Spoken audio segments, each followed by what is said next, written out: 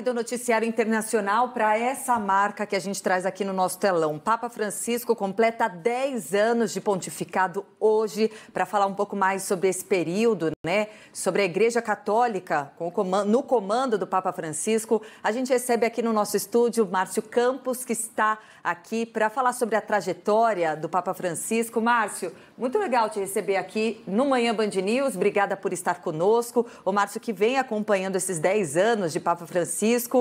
E conta um pouquinho para a gente, muito se fala sobre as mudanças, né, na Igreja Católica nesse período. De fato, elas aconteceram? Para que lado aconteceram? Bom dia. Pois é, né? Todo mundo querendo falar dessas mudanças, né, Patrícia? Bom dia para você, Pedro, bom dia para todo mundo aqui no Band News TV. Alegria minha estar aqui com vocês. Bom, primeiro, né, Patrícia e Pedro, 10 anos, né? Voltar naquela máxima lá de que, caramba, como o tempo está passando, né? Parece que foi ontem que o Papa assumiu, que saiu essa fumaça aí na Praça de São Pedro e que a gente fez aquela viagem com ele do Vaticano para o Rio de Janeiro. Mas, enfim, no início, Patrícia, tudo ficou com uma grande expectativa, porque o Francisco, ele já começou soltando a sua primeira encíclica, entre aspas, vamos dizer assim, ao escolher o nome, né? Encíclica é um documento que o Papa faz, o Papa Francisco tem 3, praticamente como se fosse, entre aspas, uma norma ou uma diretriz da Igreja, né? Então, esses documentos oficiais que os papas redigem e assinam são chamados de encíclicas, são documentos oficiais do Vaticano que direcionam o caminho da Igreja. E eu acredito, para mim, peço permissão para discordar de alguns colegas jornalistas que já comentaram que a primeira encíclica dele foi quando ele foi a Lampedusa, lá no sul da Itália, para poder fazer uma homenagem e receber uma homenagem àquelas pessoas que morreram, né? Aquelas pessoas que vêm da África, que tentam buscar uma nova vida, enfrentando o mar, passando por dificuldade. Então, alguns colegas dizem que aquela foi a primeira encíclica. Eu digo que foi uma encíclica, né, uma posição dele muito importante, uma das mais importantes do papado dele, mas quando ele escolhe o nome Francisco e que ele passa a mensagem de que ele pode realmente buscar mudanças através de Francisco, primeiro porque é o primeiro Papa a chamar Francisco, segundo que é o primeiro Papa da América Latina, primeiro Papa jesuíta, né? Então só aí a gente já vê as mensagens que são ditas. Eu conversei com vários especialistas ao longo dessa semana, preparando um material para o dia de hoje, Patrícia e Pedro, e eles são unânimes em dizer que assim, não existem mudanças reais de documento, de norma, de doutrina da Igreja, mas existem mudanças importantes na filosofia de como gerir a Igreja, de como comandar a Cúria no Vaticano. E uma das pessoas com quem eu conversei, que fala muito a respeito, né, do abrir, do diálogo, do ouvir, foi o Dom Odilo Scherer, né, que é o cardeal Dom Odilo Scherer, que é o arcebispo de São Paulo, que inclusive participou do conclave e que nos bastidores dizia que ele era um grande candidato a ser o Papa, né? Aí, se foi mesmo, nós brasileiros perdemos para um argentino, mas a gente já sabe disso há faz tempo, mas como o próprio Papa Francisco disse, né? Se o Papa é argentino, Deus continua sendo brasileiro. Então vamos ouvir o que Dom Odilo Scherer, cardeal daqui de São Paulo, arcebispo de São Paulo, disse sobre a primeira surpresa. Qual foi a primeira surpresa quando Francisco surgiu? Eu penso que uma primeira surpresa foi, talvez, a própria, vamos usar a palavra talvez inadequada, desmistificação da figura do Papa. O Papa se apresentou humanamente e, portanto, desde o primeiro momento procurou trazer uma outra imagem do Papa, sem renunciar a ser aquilo que o Papa é. O Papa, naturalmente, Francisco assumiu o papel do Papa, mas uma nova roupagem, diria, do jeito de Francisco. Por falar em roupagem, né, se a gente lembrar da imagem do momento que o Papa Francisco surge lá na sacada do Palácio do Vaticano, né, ele não vem com aquele manto vermelho quando seus antecessores que assumiram o papado também tinha. Então só aí a gente já vê que literalmente e simbolicamente Francisco tem essa nova roupagem que Dom Odilo fala pra gente, né, do jeito dele ser e dele se mostrar humilde. humilde, né, dele se mostrar diante das pessoas como um ser humano, como uma pessoa física ali também, ao pedir para que as pessoas rezem para ele. A gente é que pede, né, a tradição, se vou até o Papa, vou pedir a bênção do Papa. Não, ele fez ao contrário. Gente, rezem por mim, né? Bom, outra pessoa com quem eu conversei, um especialista, conhecedor imenso da Igreja Católica, o professor Francisco Borba, que é sociólogo e também coordenador do Núcleo de Cultura e Fé da PUC, e eu perguntei para ele sobre mudanças, né, Patrícia? Foi o início da nossa conversa aqui, você me falando de mudanças, e aí eu perguntei para o professor Francisco Borba sobre essas mudanças. Francisco está fazendo realmente mudanças, né? E aonde estão essas mudanças? Vamos ver o que o professor Francisco Borba diz. Não é a instituição que conta, não é a norma que conta, não é a função que conta. O que conta são as pessoas e o amor às pessoas. Nesse sentido, ele está mudando tudo. Só que ele está mudando tudo não porque ele está se preocupando em mudar uma instituição, ainda que ele esteja mudando uma instituição.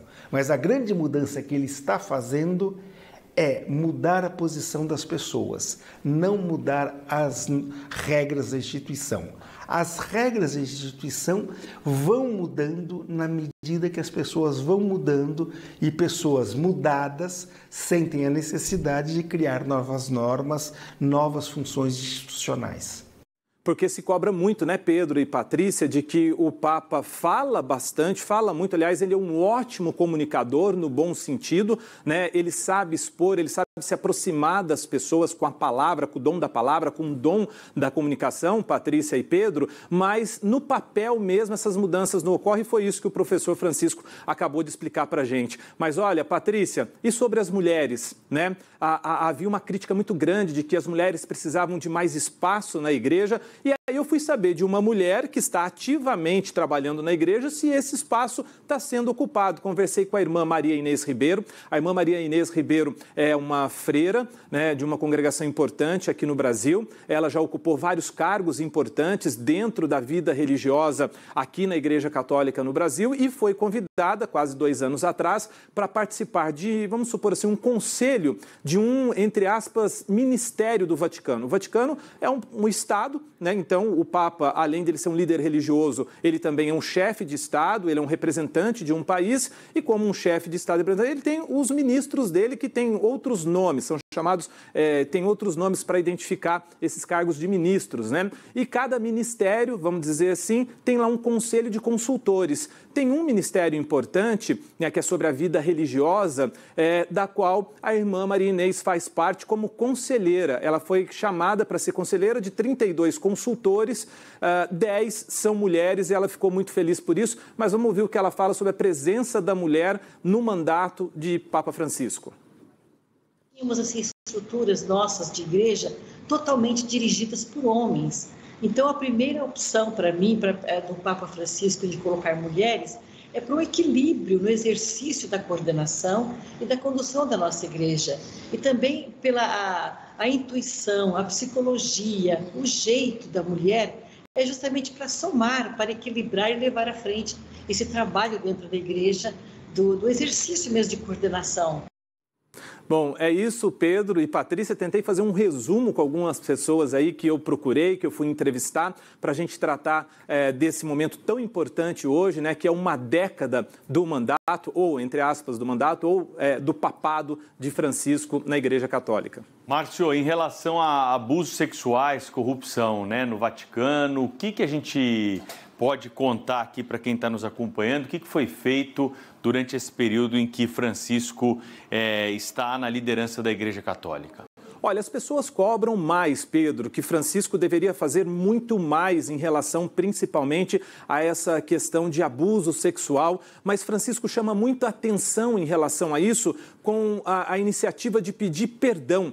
Francisco, quando visitou o Chile, e no Chile ele foi surpreendido por várias manifestações, protestos por causa dos constantes abusos que foram registrados dentro da igreja por padres e bispos que foram, entre aspas, coniventes em tentar abafar o caso, e Francisco não tinha ideia de que isso realmente estava acontecendo, porque ele acreditava nos relatórios que eram feitos, né? E ao se deparar com essa situação, situação no Chile, se encontrar com as pessoas, com as vítimas e com os familiares das vítimas, Francisco caiu na realidade, né? Entendeu que ali a situação era muito grave e ele pede perdão.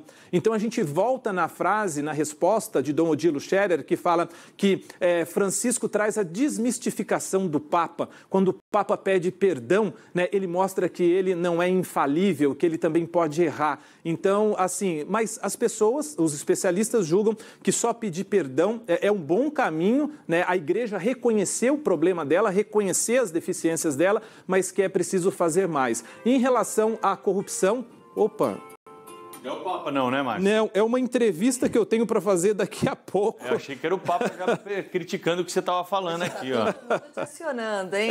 Não, é uma entrevista que eu tenho que fazer daqui a pouco sobre essa matéria mesmo para o Jornal da Band. E para concluir nessa pergunta que você me fez sobre corrupção, a gente viu padres religiosos sendo presos, né, por indicação de uma própria comissão de investigação dentro do Vaticano. Então, pela primeira vez, a gente vê isso acontecer também. Mas, repito, os especialistas pedem para que mais decisões efetivas no combate à corrupção e os abusos sexuais precisam ser tomados.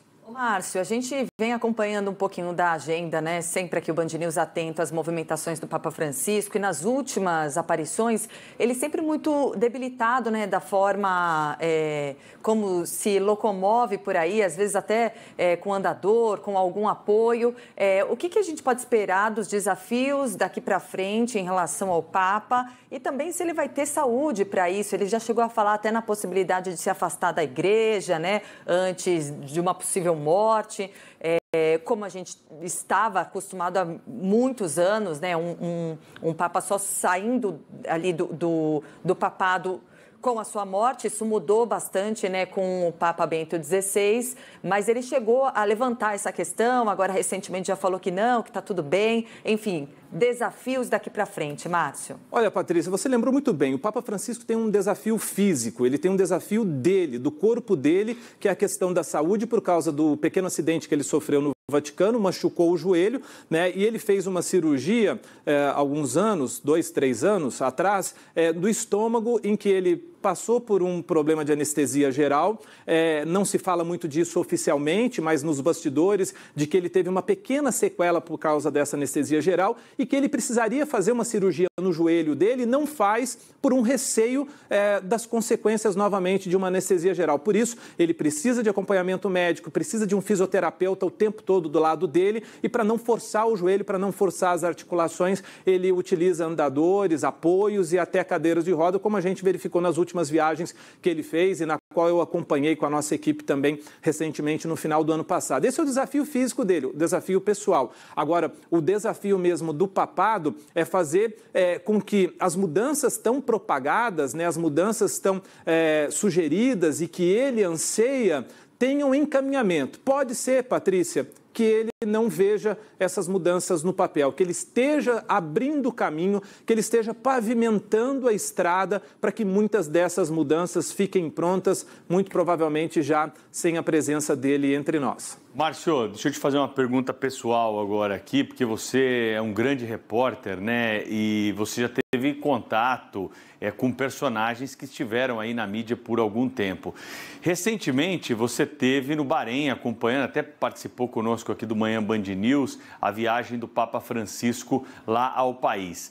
E você também esteve, como já mencionou aqui no começo da nossa conversa, com o Papa Francisco na viagem da Itália para o Brasil, a primeira viagem depois que ele foi escolhido como o novo Papa. Aquele seu contato com o Papa, você, claro, teve impressões pessoais. Elas se confirmaram ao longo desses 10 anos? Aquilo que você sentiu naquela entrevista exclusiva para a Band com o Papa dentro do avião, se confirmou depois, ao longo desses 10 anos, nas notícias que você recebeu lá do Vaticano? Olha, Pedro, eu acho que uma das grandes mudanças do Papa foi a abertura dele para com os jornalistas, porque ele mesmo disse, naquele primeiro contato no avião, nessa imagem que eu estou com ele aí, que foi em 2013, assim que ele assumiu o papado, né, que foi em junho, quando ele fez a primeira viagem internacional dele, que foi para o Brasil, para a Jornada Mundial da Juventude, ele disse, olha, ainda bem que não foi como na Cova dos Leões, né? Disseram para mim que eu estava indo para a Cova dos Leões, quando ele veio para a ala do avião, onde estavam os 70 jornalistas, né? E ele se sentiu bem. Então, ele sempre foi avesso à imprensa, a dar entrevista a jornalistas, quando ele morava na Argentina e era cardeal, tinha esse cargo tão importante na igreja na Argentina. E agora, eu acredito, pelo que eu vejo, pelo que eu acompanho, que ele está sabendo utilizar muito bem a comunicação dele quando ele dá uma entrevista, seja dentro do avião, porque isso é de praxe, quando ele faz a viagem, os jornalistas acompanham dentro do avião e ele dá uma entrevista na volta para o Vaticano para falar de como foi a viagem, dos procedimentos, enfim, dos avanços que aconteceram. Então, assim, eu acredito que Francisco está conseguindo, sim, colocar em prática aquilo que ele imagina em termos de comunicação, mas tem dificuldades em colocar em prática algumas mudanças que talvez ele tenha um anseio, né, de fazer com que ocorram o mais rápido possível, até porque a estrutura da igreja é imensa e ela é muito dinâmica.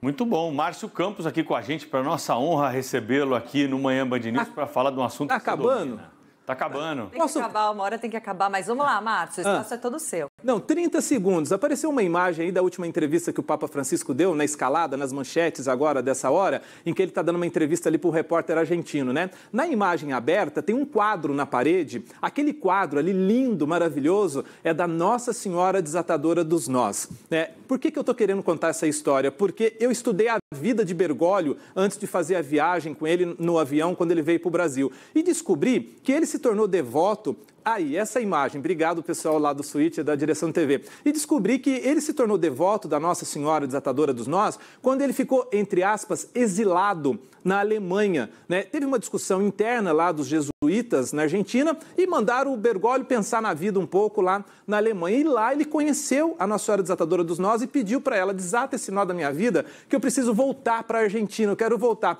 Passado um tempo, não sei se um mês, qual foi o lapso temporal disso, ele volta para a Argentina. E na Argentina ele autoriza um padre que foi pedir para ele, coincidentemente, eu não acredito em coincidência, talvez ele também não, que um casal chegou com um quadro lá de Nossa Senhora Desatadora dos Nós para colocar numa igreja e foi pedir permissão para ele e ele autorizou.